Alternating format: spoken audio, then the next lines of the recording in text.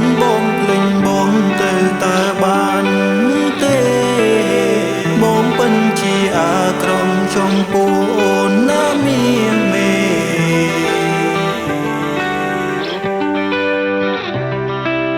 បងពិនជាអាក្រមចំពោះអូនតែងតែធ្វើបាបមានស្ងួនទាំងដែលអូនស្រឡាញ់បងត្រឡាំងបងក៏ដឹងបងក៏លឺតែចិត្តបងធ្វើមិនបានតែងតែខឹងតែងតែស្អប់មុំក៏លយ៉ាបងក៏ដឹងថាអូនស្រឡាញ់តែចិត្តបងនេះរឹងតតឹងហេនៅតែគុំនៅតែគួននៅព្រលឹមរឿងអាដិនដែលអូនធ្វើដល់បងទោះបីពេលនេះអូនតែទោះបីពេលនេះអូនផ្លាស់ប្ដូរតែចិត្តបងនៅតែចងចាំនៅរឿងកន្លងដែលអូនធ្វើដល់រូបបងពិនជាអាក្រម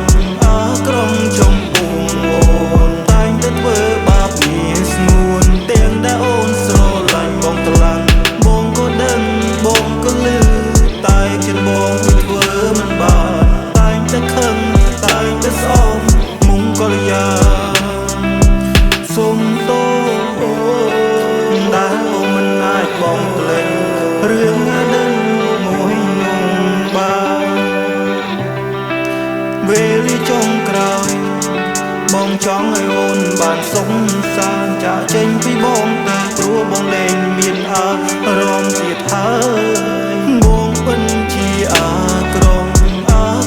ចំពោះអូនតែងតែធ្វើបាបមានស្ងួនទាំងដែលអូនស្រឡាញ់បងត្រឡាំងបងក៏ដឹងបងក៏លឺតែចិត្តបងធ្វើមិនបានតែងតែខឹងតែងតែស្អប់មុំក៏លយ៉ា